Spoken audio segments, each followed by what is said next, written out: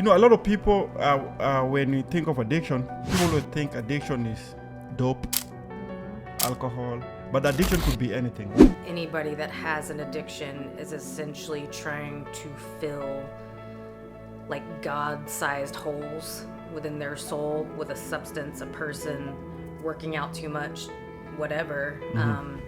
And essentially they're using a cup that has no bottom to it, and you're just pouring whatever this addiction is into it. I think my main addiction is social media. That's a lot of people.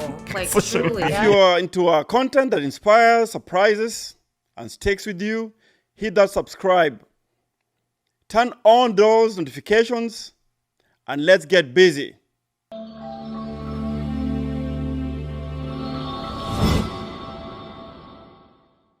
Welcome back to JBZ Podcast, brought to you by JBZ Media. I'm your host, JBZ, and today we are diving into a topic that affects millions of people across the country. Addiction. It's personal, it's powerful, and it's something many of us have seen impact our families, our friends, and even ourselves. To help understanding this issue from a real medical perspective, I'm joined by two incredible guests. Erin Merchant, registered nurse, Shelby Crawford, LVN. These two professionals are on the front lines every day, working directly with patients and seeing firsthand how addiction shapes lives and communities. So sit back, tune in, and let's get into an honest, eye-opening conversation about addiction, recovery, and what we can do to make a difference. This is JBZ Podcast. Let's get started. Before we get into our heavy stuff, can each of you introduce yourselves? My name's Erin. I'm a registered nurse. I've been on here several times, work with Job at a lot of different places. That's how we know each other. I'm Shelby. I'm a LVN, psych nurse, and I'm a mom and know Job and Erin from work, and been on here a couple times, ready to do this. So our topic today is based on addiction. We're going to talk about addiction generally, right? So it's going to be our experiences dealing with the patients with addiction. You know, a lot of people, when you think of addiction, people will think addiction is only things to do with dope, alcohol. But addiction could be anything, right? Could be Food, could be food, a person, could be a person, could be porn, Social media. social media, yeah, like you say, sexual addiction, Working or out. everything, working Working out, out. yeah. Okay, so Not right now, though. It's not mine. we're gonna talk about everything. You ready? I don't know. Are y'all ready?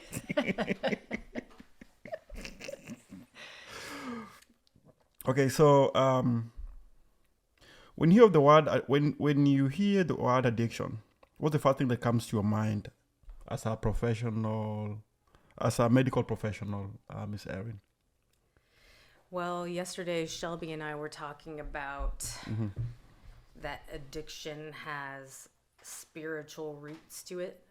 That basically anybody that has an addiction is essentially trying to fill like God-sized holes within their soul with a substance, a person, working out too much, whatever. And essentially they're using a cup that has no bottom to it, and you're just pouring whatever this addiction is into it, and it just never is able to fill the holes that you're trying to patch up when using that substance, that person, that workout regime. I don't know. So that's kind of how we thought about it yesterday. I love that. It's true. I mean, I literally used that. I was just saying that on with a patient yesterday after our conversation. I ripped the bottom of a cup off and started pouring water in it. The water was just going all over the floor, and I was like, that's what you're doing. She was a severe alcoholic. She's killing herself. And I said, there's not enough alcohol. You're going to run out of alcohol before you fill this cup up because there's no bottom to it. she just looked at her and she was like, wow, I've never had You made her question that. herself. Well, I mean, she was just like, wow. I mean, that she's had deep. severe pain and trauma. She's been beaten her most of her life. And so it was a good way after talking with Erin about that and to use that scenario for someone to have them just kind of look at that in a different way. What's funny is I was talking to a psychiatrist the other day, and we were talking about addictions, and he was saying that sometimes they will make patients involuntary that are addicted to alcohol or substances because essentially it is a slow form of suicide. Right. Like you are trying to kill yourself, but it's just a much slower method than, going at it more aggressively. So I thought that was interesting too, that they will sometimes commit people to help them work on that addiction and detox and things because it is a slow form of suicide. Yeah. There's just on alcohol, either alcohol or I mean, the substance abuse. The patient was an alcoholic. Oh, that was alcoholic. So. Oh, okay. Oh, yeah. So has working in healthcare shaped your personal understanding or addiction based on Actually, what you just said? my personal understanding has shaped my healthcare experiences. I went through my own issues, which we'll talk about later, but that is why I think that I ended up in this field. We've talked about it before, like having kind of everything come to fruition and go, oh, this is why I'm doing this. This is why I'm good at this. This is why I understand, because I've done that already. And I'm still working on things too. So I think that has affected me being in healthcare, being more understanding and knowing where they come from and why they pour into a glass with a hole in it, because I've got holes all in mine. And so I've been trying to fill in an empty cup for my whole life. Right.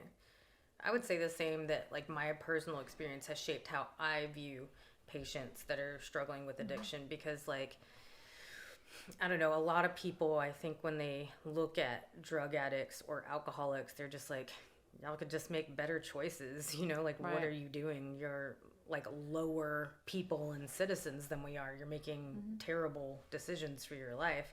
But there's like a huge compulsive component to that too. Like, I've been at a point where, I mean, I've definitely done my share of binge drinking, but I think the more dangerous form of drinking that I've experienced is just the compulsive need to consistently drink to numb pain over time. And it doesn't have to be like, I don't know, 8 drinks or whatever a night. It can be, oh, I'm just going to have a whole bottle of wine to numb out after work tonight. Every single night. Because work is really stressful right now. And there's the compulsion for me. I'm hitting the heb on the way home from the store. Like I feel the pull towards making that into the driveway to the HEB. Right. You know what I mean? And I think that compulsive aspect is what, addicts really struggle with. And it's there. Yeah, it's available. It's available. All those, I feel sorry for people that have alcohol problems, because that's right. Every stop you can get alcohol. Every restaurant, it's pushed on you. I mean, but with pills, I mean, for me, I'd love to pop a pill and relax. And so if I have that, or if I'm, if a friend has one, I'm like, dang, that'd be nice. Yeah, give it to me and let me chill tonight. But it's the same kind of thing. I mean, you talk about prescription pills. Yes, like a Xanax or something. Yes. I've had a love affair with Xanax, but I was put on Xanax in high school. You can fall into an addiction unintentionally. I've had family members have a car wreck and they get put on pain pills, and within 60 days they're full-blown pill addicts. It's craziness. Do you think that's have something to do with American culture? When I came over here, I noticed here everything is about medication. Someone has some issue. Could be like something small. You might be going through a small anxiety outburst. Which you're supposed to probably medication be. Is here. Yes. Things like that. Well, Absolutely. I think it's everywhere, but I think it's way higher in America. I mean, we pump pills into everybody. So America is it's more like American culture. Absolutely. It's like American culture thing. the pharma companies or own pharmaceutical. America. Yes. Like that's why. Yes. You know what I think? mean? Instead Oh, of they do. instead of being a little uncomfortable and like dealing with your symptoms in like a natural, like holistic way through like mindfulness practices, all kinds of other strategies and coping skills you could use, right? They're pushing pills at you. Like that's their job. You're sad, take a pill. You're anxious, take a pill. You are depressed, take a pill. You're angry, take a pill. You want to kill your mom, take a pill.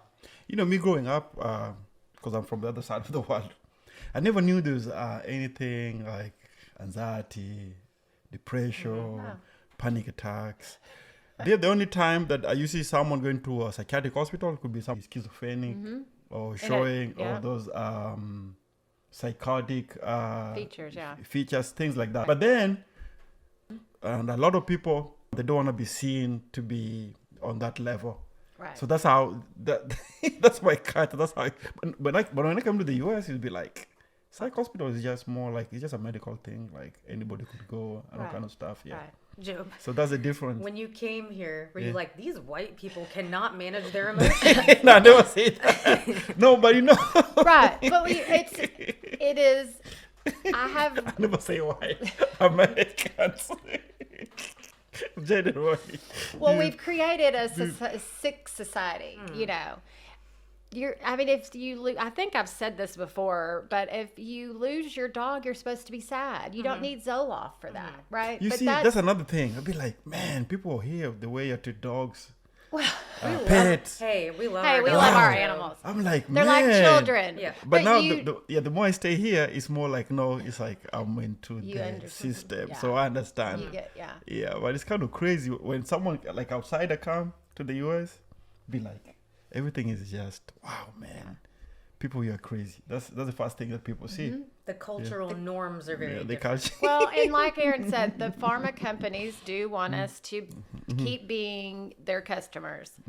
And so I think it's important to talk about these things so that we, people can go, oh, okay, I don't have to take this. I'm not against meds. I'm just saying, like, there's certain things for certain people, and there's certain times that you might need something like that. Or, but the pull is there for people, whether it's food or getting back onto your phone and whatever that is for you, going out and running again because you don't want to deal with stuff. I mean, there's I've been there. So there's addictions in so many forms. Like me, I'm not gonna lie to you, man. I think my main addiction is social media.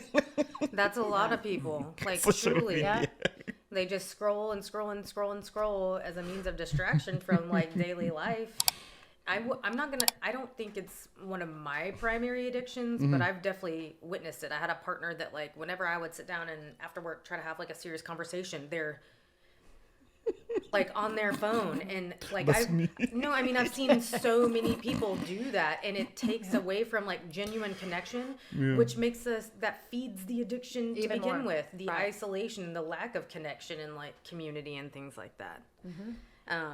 But one thing I wanted to mention about alcohol though is like Let's go back to alcohol. Yeah. is the most widely endorsed and like encouraged poison that you can put in your body. Like the commercials are everywhere. It's readily available to almost anyone. And like people act weird when you don't want to drink. Oh, I know. You know what I Yeah. mean? When you choose not to drink, they're like, what's wrong with like science has found that there is no amount of alcohol that's safe for the body. It's in no way good for you, except for maybe like, I don't know, the resveratrol or something that's in wine sometimes. But like overall, there is no positive benefit to utilizing alcohol in any amount at any time, but it's so heavily influenced. Promoted. Yeah. Yeah. So I don't know. I just think that's interesting. Well, I mean, I'm going to bring up my daughter. So she my oldest, she went through a period of time where she didn't want to drink. And that was she was like 22. So, that group is still actively partying and stuff. And she was like, I don't want to do this. It's not good for me. I don't like how I feel. And she had a rough time. Like she just didn't want to go anywhere because she was like, everybody's like, why are you not drinking? What's wrong? And then even some of her friends would be like, well, maybe I shouldn't drink so much. And I told her, I said, I think that's what it's about. It's not that you're not. I think it makes the other people feel uncomfortable because they are. And, oh, well, like you need to do what you need to do. If you don't want to do it and you feel better not, and you would rather go walking or go to a little mall or something than go out and party, then do it and find friends that would rather do those things. Right. But it is hard because during COVID, you couldn't get any food, but you could get alcohol. I mean, you could get food, but you couldn't do certain things. But that's when they started to you could take alcohol to go. That's when all that started. Now you can still go, and hey, I love that because I can go through Torchy's and grab me a drink to go. Yeah. But it can become a problem if you're not careful. And I've had plenty of problems in my life. Torchy is the unofficial sponsor of this Yes. podcast. Toadies. I want to go to these toadies. We I need always to- talk yeah. about toadies all the time. We're coming for y'all. We're trying to Torchies. get sponsors. But I think it's important to talk about addiction because people think, like you said, there's this stigma around, all homeless people are addicts, or all the psych patients are addicts, or all the lazy people are addicts. Exactly. But then when you hear about But addicts, it's your next door neighbor You're- that her Yes. yard's pristine and she's dressed impeccably from head to toe and she looks like she has it all together. But inside her home, she is crumbling. And she's popped 3 Adderall that morning. Right. Are you I'm kidding. serious? And she's Windexing the Oh, ceiling. people do that? Yes. People do And that? she's on it. Yes. oh, just So- just a regular neighbor, no. Oh, okay. But okay. it could be, it's your family members. And that's the thing that people need to be aware of is, and have more grace with that is your mom, it's your dad, it's your sister, brother, cousin, uncle, whoever. There's struggling, and the thing is why are they struggling? Maybe ask them, why are you struggling right now? I see that you're drinking more lately. What I know you're battling. Most people think that the person doing it is not suffering. Actually, they are. They are aware that they're messing up. They're drinking too much. They're taking too many pills. They're whatever, and there's the guilt keeps people sick too.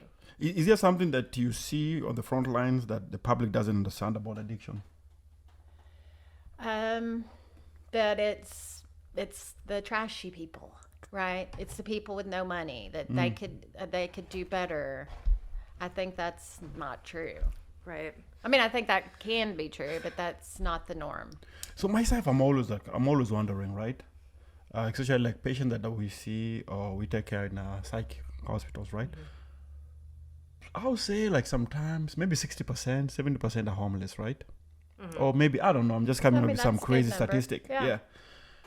But when you talk to them, they always talk about they're addicted to cocaine, Xanax, give me That's something. expensive. I don't know how they're getting it. Meth. That's my question. Yeah, meth. How are they doing? Where to get that? How do they get that money? And where do they buy this stuff? I mean, to be honest, I've never asked anybody, but from what I understand, cocaine's expensive, so I have no idea how a lot of them are getting it. But like older African American patients that I see come off the street are reporting a lot of cocaine or crack use. I don't, like I said, ever ask them, but I don't know. It seems like That's I agree with that. Yeah. Well, Then I'll tell you how they- on a Caucasian side, meth. yes, meth. We like What meth. is it? But it's placed in those communities, and that's a whole nother topic. Yeah. But if you look at drugs are placed in communities, Oh. and crack was Yes. introduced into the black community back in the yes. whatever years. Okay. Meth is introduced into the white rural areas. I mean, Yes. just like now synthetic is all over Texas. But Synthetics everywhere. yes, well, not everywhere that's got weed legal, but I mean, and then it just kind of trickles out. But that's why it's not really a Oh. preference. It's just that's Okay. where It's readily available. Yeah, Yes. readily available. Okay, okay. and it's just sad. I mean, the thing is you can get people steal. They do things that they would not normally do. Sexual acts, panhandling, standing on the side of the road, asking for money. I mean, you do that enough hours of a day, you can make enough money You know, to get drugs. It's kind of funny, right? So when I'm performing my routine assessments, right? Because sometimes I always ask, this normally, or let's talk about male patients, right? With males, when you ask them about their meth, why they take meth, right? Most of them will tell you like, man, it gives me that energy, man. I'm always having that drive, confidence. I'm awake. If I have to work, working like a machinery field, man, I'm always like on top of my game and things like that, right? But with female always talk about sex. So I've heard that from both men and women. Yeah. So I'll be like, oh, okay. Well, and that's probably true. I mean, there's, I think that happens with any kind of drug, but maybe not to that extreme, but it's definitely weird. But that's what pulls people to keep doing it. Yeah. They perform better. They can drive trucks all night long. I mean, I had a friend that his boss used to give him meth. Meth, yeah. They called it speed back then, but it was basically meth, because he was driving all over Texas 18-wheeler. working, and and before you knew it though, his life was falling apart. He was doing it to better his life for his family so he could work. He wasn't doing it to get high really, but then boom, then it was crumbling. Yeah, destroyed their family. Just a general question. Is there a moment or patient story that changed the way you view addiction forever? That's a good question. My view on addiction has been changed for a long time. So I've been addicted, and I don't, I want to be careful about going too deep into my personal life because I have family and kids. Obviously, they know most of who I am and what I've done. But there was a dark side to my life for a few years, and actually longer than that. But and I've had a different perspective about that since then. I mean, if you go through it, if you don't have a different perspective, then something's wrong. I mean, so I've always looked at patients, even, in working with them and just human beings in general, I look at them with a little bit of different eyes than I would have before going through it. So you understand. Yeah. Like, I think there's times I struggle still going, why are you still doing this? I've been able to overcome these things. Why can't you, to certain patients? So how did you do it yourself? Wow, man. Counseling. Well, I just made this decision. It was a life or death decision, to be honest.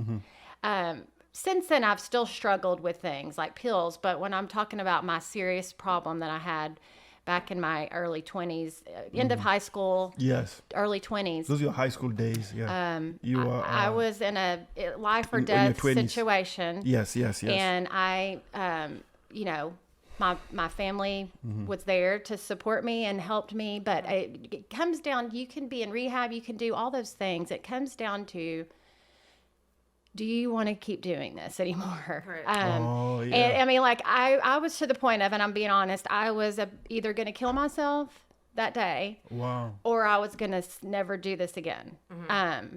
And I didn't ever do it again. Now I've had struggles with other things since then. It's a good thing now today, you're here taking care of people that are going through that. Yes. And you are really a great nurse. Well, thank you. But I really think without those experiences, I wouldn't be that kind of person today. Right. And I just, thankfully, I've had those. And that's how I look at those patients too, is I had those those core values. I had a great family. Yeah. I had money. I was a cheerleader, volleyball player, you know, popular. I had all the things that look like a perfect life ahead of me.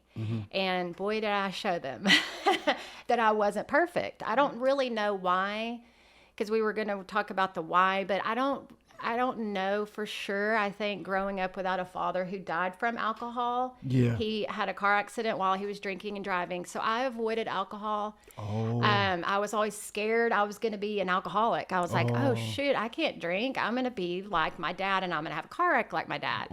So I did everything else, you know, and how my thing is for me, looking at the patients when it comes back to nursing, what I do, I go, I had all those things and I still struggled and I barely made it out of it. They don't have all those things. And so I understand why they're still struggling. It takes a lot of strength. It takes wanting to live, because I really was at that point of this is it, guys. Like, this is, and you finally make that choice, and people have to make that choice and go, this substance right here is not for me. It is going to kill me, and I'm walking away from it. I mean, that's what it takes. It's very hard, but you just have to do it. I think counseling is great. I think NA, AA, all those things are support systems. Did you ever go through those counseling? Yes, I did, but it did not do the trick for me. It really came down to isolating, being at my lowest low, and almost losing everything, which I didn't even have anything. I was so young, but really going, oh my gosh, what have I done here? Yeah. And kind of waking up and going, holy crap, I've just, like, thankfully my family stayed by my side. I don't know how they did, to be honest. Do you have anything to add? She's got a lot, I'm sure. Shoot, bring it up. I don't know. I think that the one thing, I don't know that there's a specific patient case example that, like, has changed everything, but one pattern that, like, I observed, and like Shelby said, it was relevant in her own life. What she observed is just that, like, alcohol use, like, you know, it's very widely publicly accepted, encouraged, and it's like a social bonding element, right? But the one thing I noticed when it becomes dangerous for people is when they start to do it in isolation a lot. And that was my thing. When I was younger, I was always super social. I would go out and drink a ton and drive. None of that was smart. I actually had a DWI when I was 21, but because of a technicality, it was dismissed and removed from my record, and I'm thankful for that. And, you know, after that, for a while, I was much more cautious about it. But, like, I used to always tell people, you know, it's not that, like, you're good. It's just that it hasn't happened to you. Yeah. You're just lucky for now. Right. Yes. You know what I mean? Yes. But as I've gotten older, I kind of observed a pattern within myself. And, you know, I've noticed it a lot with patients, that the more dangerous alcohol use is where people do it alone and do high volumes of, like, quantity of alcohol alone, because they don't want anybody to witness it. They don't want the judgment. Yeah. And, you know, they're shutting themselves off from, like, that social experience and connection. And I think that alcohol can be much more dangerous in those terms, because nobody's around to be like, Shame hey, and guilt, though. are you okay? You know? So that's just something that I've noticed, like, as far as, like, severe cases of, like, alcohol use addiction. And I've experienced that myself. Like, as I've gotten older, I choose not to go out, probably because I'm scared of that DWI, you know what I'm saying? But also just because, like, I mean, I don't want to be around people. So how did you handle the emotional weight of dealing with addiction? I think I still struggle with it. I think that, like Shelby said, I had a come to Jesus, like, talk with myself in the recent past, and was like, the path that you're on, no matter how you try to justify it, leads to death. period. Death, yeah. One way or another, this path and all the choices you're making along this path lead to death. Right. So you have to essentially choose something different or you will die. And some of my patients that I've had recently are in their like lower 50s and have had like severe forms of like cirrhosis and things like that. And like when you're taking care of patients and you see that, you're like, I do not want to end terrible. up like that. Like I'm Terrible. still relatively young. They're relatively young and going through all of this. And like you can make different choices to not end up in that place Right. because, you know, once that starts to happen, everything else starts to go downhill. So you can prevent that, but you have to choose And differently. you can start today. Like I did learn in, you know, the programs that I went through, you know, one day at a time, right? It sounds silly. And people, but really it's 1 minute at a time for people sometimes because, I mean, that, you're like, just go to the store. Just go to the store. Just go to the store. Just go to the store and you'll be fine. You'll feel better. I mean, that's what your brain is telling you. Just exit. You'll feel better. You know, take that pill. You'll feel better. Smoke that. Do that. Whatever. You'll eat that. You'll feel better. I No, can do you whatever won't. else tomorrow. It's fine. Yes. You know, I like, can start tomorrow. Or that's why we get so many people. We don't have anybody New Year's yeah. Eve in the hospital because everybody's Yes, partying. But then yes. come January 1st, 2nd, 3rd, we're flooded with patients Customers. that are like, okay, I'm quitting today. And I'm always like, damn, those patients. I feel bad for them because I'm like, it's you don't wake up on January 2nd and go, Yes. okay, I'm done today. done, yeah. You really have to be ready. Ready. So, what was the hardest part about treating someone battling addiction? Give me a scenario, just a patient that you dealt with that you know does, man, this one was, it was too much. And how did you guys manage, or you think that you managed them well?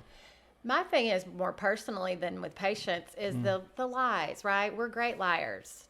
As nurses, liars as nurses? Well, as people with As addictions, humans. as People with human addiction. beings, yes. You, And so- okay. Yeah, so I'm saying like the biggest problem I have is you get hurt, right? You hurt people and you get hurt by people that are in their addiction. And it's hard because you get lied to or you lie to people. You know, it just causes problems in your life, you know, and that's the biggest thing for me with as far as personally with patients, just seeing them suffer, you know, or go through withdrawals or have seizures. Things like that are rough, or you know, them not seeing how bad they are. They have cirrhosis horribly, and you know, they're still wanting alcohol. Okay, that's cool. So, in your own perspective, right? How big is the addiction problem in America today?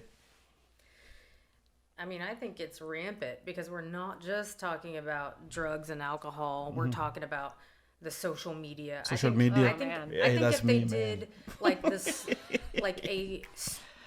like survey and like a true study on social media addiction, Yeah. it would far outpace addiction to alcohol and drugs at this point in time. Pornography, Yeah, pornography. I think people are addicted to coffee. people and relationships. coffee.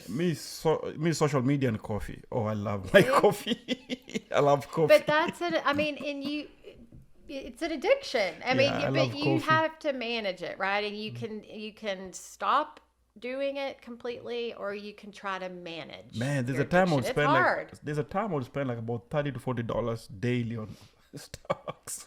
Dude, no. Wow. Make that. Man, I love the Starbucks coffee, man. But see, Yeah. you could buy a bag of it and make it here. Right. It's Yeah. the thing. It's a thing. Yeah. I think food is a Yeah. huge thing for Yeah, people. I yeah. used to not eat when I was sad, or I would overeat. I mean, I've gone through different stages of my life where I've been overweight and unhealthy, and then super skinny and unhealthy. I think an interesting part of addiction, I think convenience is an addiction that's huge right now. Like the DoorDash, like the Yeah. instant service. Picking up your Everything's groceries out there. in the parking Yeah, lot. getting everything from everywhere super easy is another thing Yes. that I was just thinking. But the Convenience. thing is why are people doing all these things? Why are they addicted to XYZ? You know, that goes back to the cup. the holy cup. And that's our souls, like right? We got that. holes in our soul. And that's trauma, pain, abuse, neglect, self, hatred. Sabotage. God, I've hated myself so long in my life. You You did. know, I mean, and why? I don't know. I mean, you say, "Oh, you're so sweet." People say I'm so sweet, and you're No. so this. Yeah, you and have I a good don't. spirit. I mean, like to the core, I'm like, okay, I care about people, but I think I am a piece of shit most days. Sorry, guys, but I mean that's truth, and that's why I stay Even presently? sick. Yes, presently. I don't believe that, but it's okay. I Continue. do because I am a sick person, and that I have been sick my whole life and I think all of us are in different ways. But my thing is mine is self hatred, and so I self sabotage myself. You know, I know I needed to get up this morning and go run because it makes me feel better. I didn't. Yeah, but your spirit, man, there's just something. You have that energy, man. Well, and that's Actually, like when someone is working with you, man, you'll be like, okay, you know how sometimes you go to work, you're like, oh man, today I'm gonna be working with so and so. You just go, you're like, okay, I'll manage well, and I know what I'm talking. You know what I'm talking about, right? But there's some guys that like, oh man, today I'm there with Miss Shelby or I'm there with Miss Erin. that's how I feel There's about that y'all. energy. Yeah, Yes. there's that energy. Like, oh man, we're gonna manage thank well. you. We might have like a difficult patient. It might be like But we're gonna be all right. yeah, that's how I think- feel. I Actually, think with you that's guys. a good way that though people covered their Yeah. pain, right? I seem perfect, not perfect, but I seem Yeah. like I've got it all together. I've got a great family. I've got a great house. I've got a good job. I Yeah. do sell stuff on the side. I've got pain in here. And I, just like everybody else, has pain, and I deal with it in an addictive way in times, or an angry way, or self-loathing way. Yes. But the addiction is what we're talking about. So, yes, I mean, that's where that comes from is, I remember we need to talk about this a little bit, but why? The why, right? Why do you drink so much? Or I guess it's, I mean, really. Well, I mean, Yeah, because yeah, I yeah. want you to be in on this, but because I don't want to start talking Right. too much because I'll talk too much. So I was adopted at birth, and I don't know much about my birth mother. Every time you come here, you always come with something new. But I don't know much about my birth mother, but what my adoptive parents did tell me is she was essentially a raging alcoholic at age 21 before she had me. Oh, your mom. And so your mom, yeah. they knew that there was a propensity in me towards these things. And I guess that was further demonstrated by a lot of my behaviors. I don't know much about moderation. Like when I Yes. was a Yeah. kid, it was summertime. There was like 20 peaches in the bowl. I ate 15, gave myself a raging case of diarrhea, and never did that again because I don't know moderation. Like Yes. I never have. I'm either not doing anything Or- or I'm Or doing going on. everything Yes, and that's that's me. Excessively, always. So like finding a level of like comfortability and like the medium has always been difficult for me. So I think I have a natural drive to be an addict. Also, I think, we're talking about the spiritual cup, right? Yes. Like that we're looking for connection with our creator, and that's how we are whole. I think that I knew I was a homosexual from a very young age, like preschool age, like 3 or 4. We were just talking about this, some other kid that we know today. That's a And- different, that's a different No, topic. but- But just, Well, just, but what just a my- little bit. This Just spins Yeah. off, okay? yeah. Because growing up in this society in southern United States during the period that I was in my developmental years, they essentially told me, you can't be that. Right. You are bad. You are wrong. You are not accepted by God if you are these things. And I So the was a society did not child. embrace it at the time. Right. Yeah. And I mean, there's a lot of it that still doesn't, and they think that it is a sickness. It is. And so I think that for most Something of you my can heal life, from. I have self-medicated and punished myself for being these things that everybody else said was unworthy of God. Oh.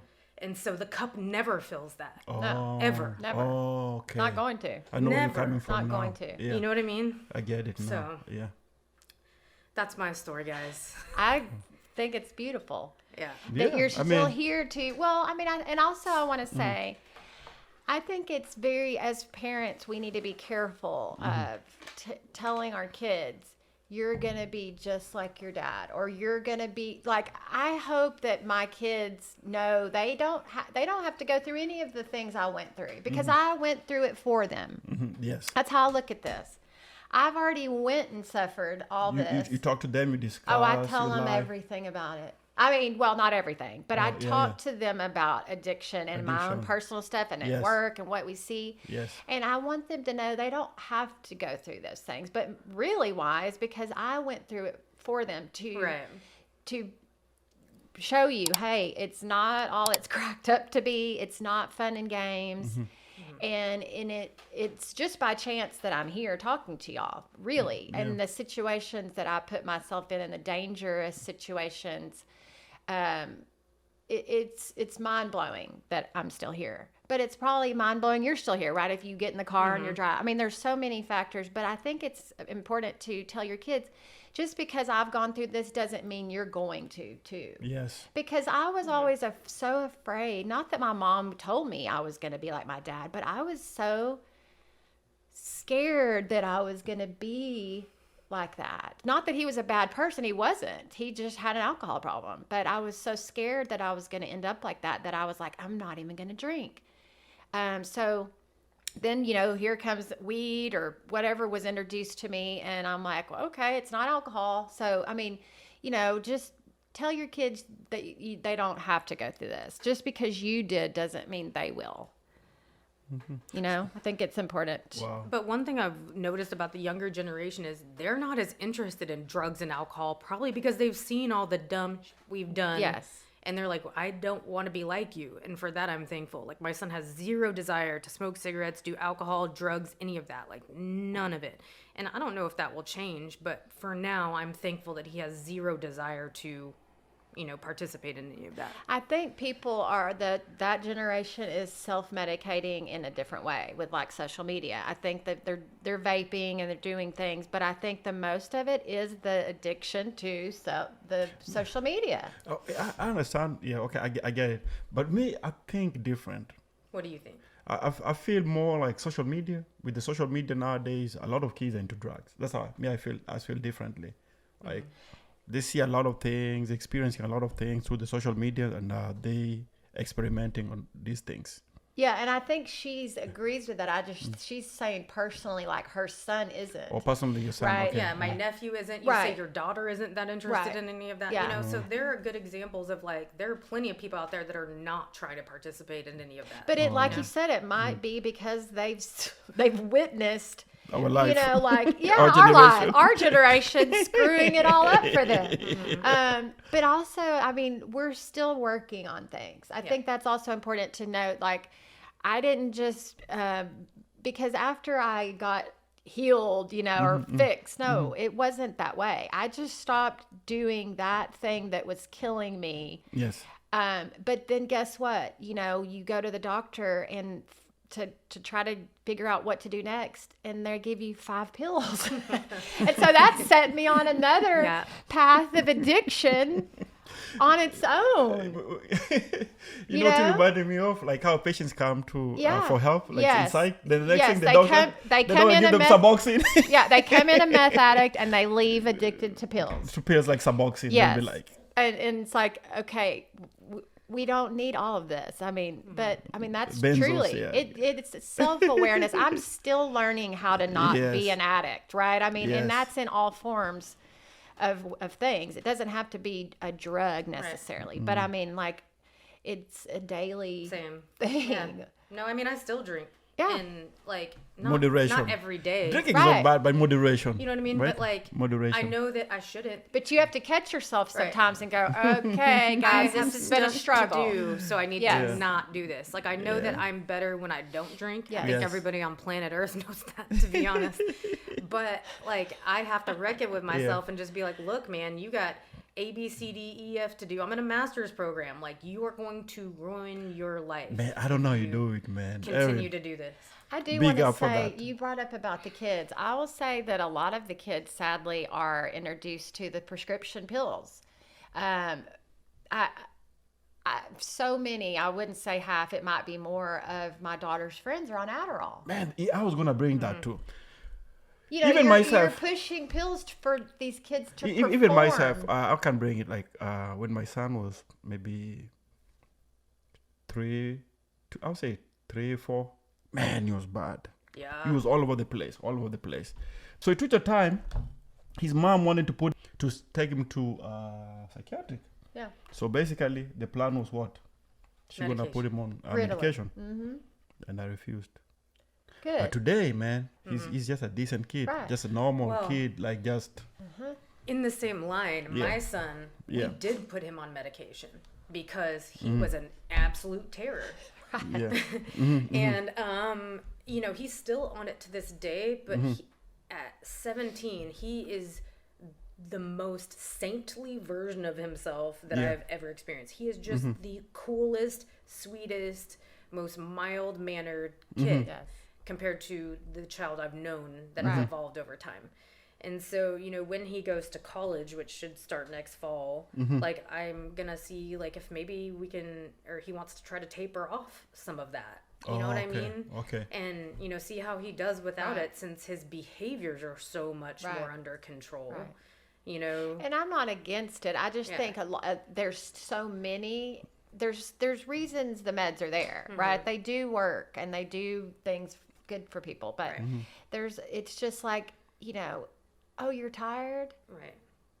you can't get up in the morning. Here's you this pill, and it's a legal form of methamphetamine. Right. I mean, that's what it is. And so I'm like, because my daughter is like, God, I'm so tired, but I'm still pushing through, and I told her, I said, you're still doing all the things you need to do. You're performing well without the medicines. Like, you don't have to have those. She's just like, I know, but my friends are, you know, have them, and, you know, they study, you know, till 2 a.m, and they're up at 6, and don't I'm like, want that. no. I'm like, I mean, Yeah. so just my thing is just be mindful of that. I mean, that can start Right. a huge addiction. And he only takes them on days he has school, no Right. weekends, no holidays, no nothing, and like Oh. only take it when you need it. Right. When you Like, need it. Yeah. If he's not going Right. to school or needs to perform in any way, he don't doesn't need it. take the medication. Oh, okay. Ever. I get that Good. part. Yeah.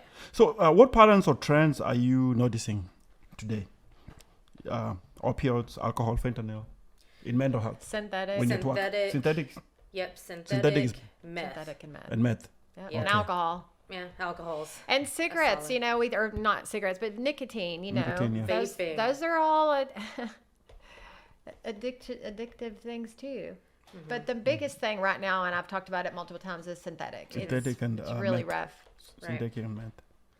And that's just another form of people wanting to escape. Fentanyl too. I have yet to I haven't deal with seen it. anyone You don't think you don't in fentanyl? it I haven't Oh. seen it. No. ever. It's always on the news. I every know, time. but I've Fentanyl, never, and I've been fentanyl, doing this so fentanyl, long. I don't fentanyl, know how fentanyl. I haven't ran into all Right. of that. Yeah, Yeah, it's always on no. the news. So, what does a successful recovery look like from a medical standpoint? To be honest, like in the environments that we work in, like you don't see the full end of the spectrum. You see like the acute crisis stage of it. Right.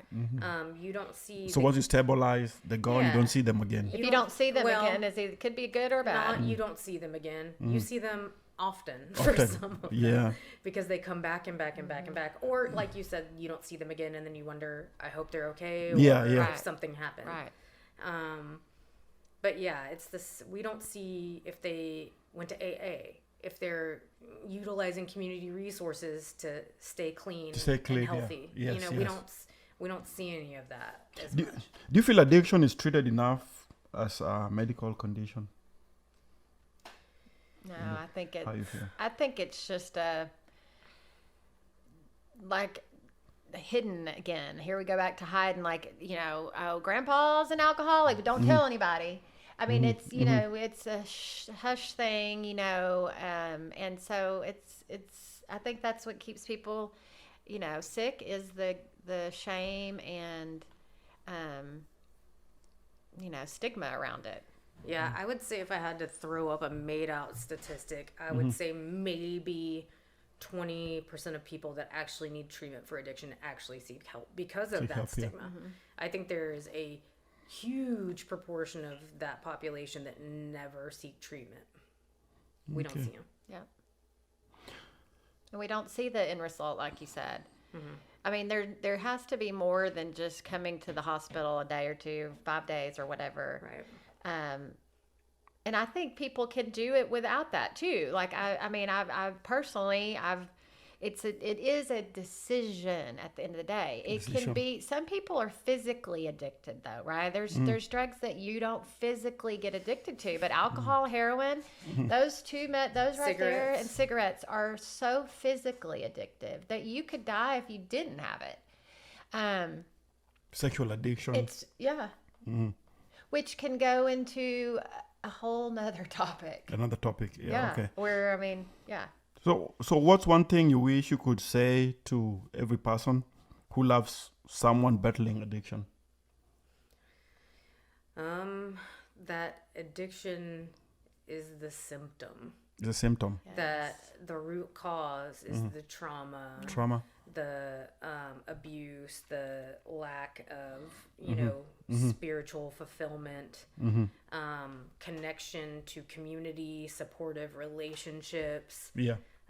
All of that, like, that's really the root cause that needs, like, tweaking in that person. Patching. Yeah. Patching. Goes back to the cup. Got to patch the cup up. Shelby loves this. I damn mean, cup. I am on this. It makes a I'm lot on it. That No, cup, it makes a sense. lot of sense here. It does. Look, Yeah. we're patching makes a those lot of holes sense, each day. Like Yeah. that you get up and you It try makes a again. lot of sense here. What I want to say to those people is don't give up on them. Mm-hmm. Like it's super hard, but it's super doable. And the more love and support you give people, that doesn't mean enabling them and helping them kill themselves. Yes. It means if you have to love them from a distance, still love them though. And tell them you've got this, you can do it. We're here for you. Whatever you need, we're here, but we're not going to help you kill yourself, but don't give up on them, because I'm living proof that you can get better. It's still like we are still in the process of healing though. I don't think I'll ever completely be what I want to be. Spiritually, I hope I am, but and my cup all the way patched. I think people have a lot of trauma, and how they deal with it is how they deal with it. Yeah. For me, I'm on a journey to try to heal that, pain and make my life better, but make everybody else's life better too around me in the process. And that's what healing is continuing to try. And Yes. so give those people grace and know that they're struggling and that they can get better though. So, it's on you. If you could change one thing about the addiction treatment system, right, in America, what would it be? More talking about why you're ill, instead of pills, because I know that's caused for me and for a lot of people, it causes more problems. I think it's fine if you're doing a lot of therapy with it. I think that people need to have at least someone, like a friend, that I can go to Erin and be honest and true about what I'm doing, and she not go, holy crap. Like, you need someone that you can talk to. And so I think that is the big thing. We don't do that in healthcare enough. It's a pill mill instead of talking. Why are you going through this? How did you get here? What do you want for your future? Those things help people heal. Right.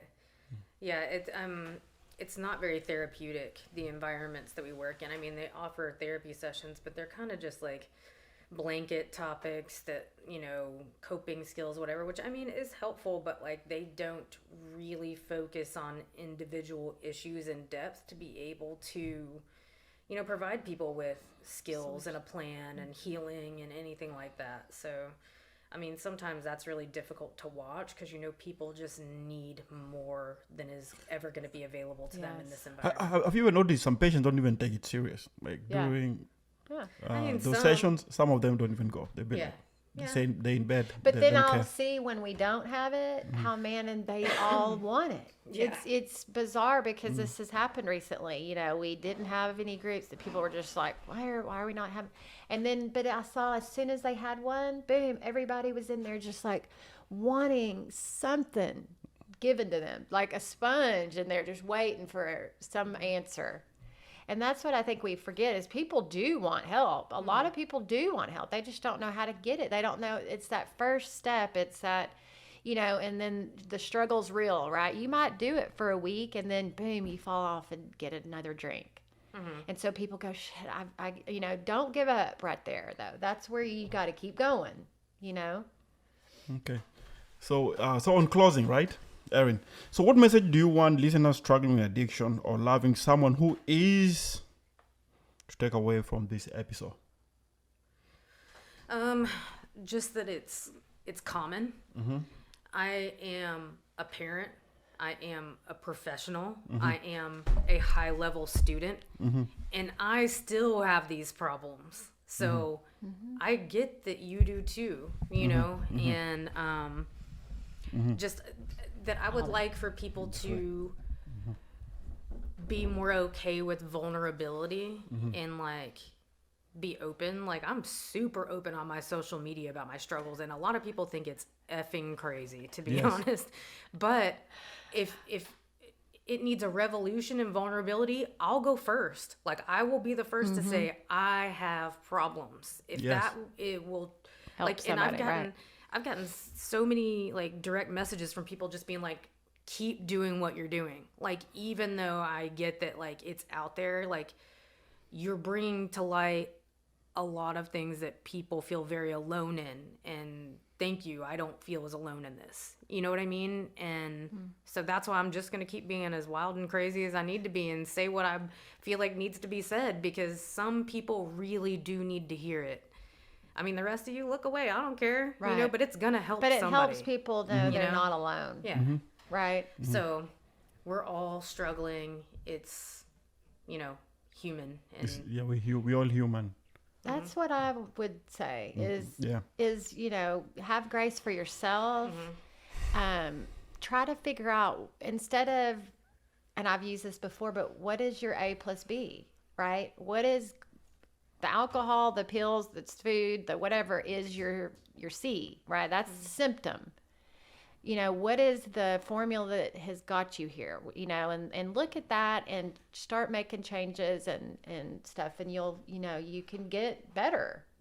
There is hope, you know, and that's what we go and do this for every day at work, is to give those people hope. And I think with our history, we're able to do that on a different level than just, you know, oh yeah, we understand. No, we really understand. I get it. We get you because we've been there. And that's why we give y'all hope, you know, to keep going. Guys, and we're going to come back and do some more and branch off, because this can go in so many more topics. Yeah, this is going to be more. Yeah, we're going to continue. We're going to do more. This is awesome. Guys, thank you so much. Man, what a conversation. Big shout out to Erin Merchant, Erin, and Shelby Crawford, LVN, for keeping it real and bringing that frontline truth.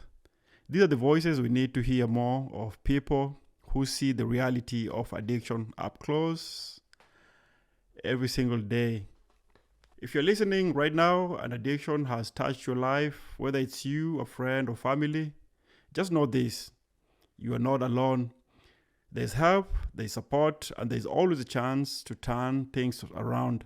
No shame, no judgment, just real people fighting real battles. This episode wasn't about fear.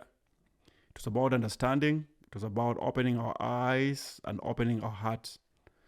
Because addiction ain't a them problem, it's an all of us problem. And the more we talk about it, the more we break that silence, the more lives we can change together. Thank you for tuning into the JBeezy podcast, brought to you by JBeezy Media. I'm JBeezy, and you already know we are here to have the conversation that matter, even when they hit hard. Make sure you subscribe, Share this episode with someone who needs to hear it and stay locked in for the next one. Until then, stay away, stay strong, and stay real. I'll catch you next time.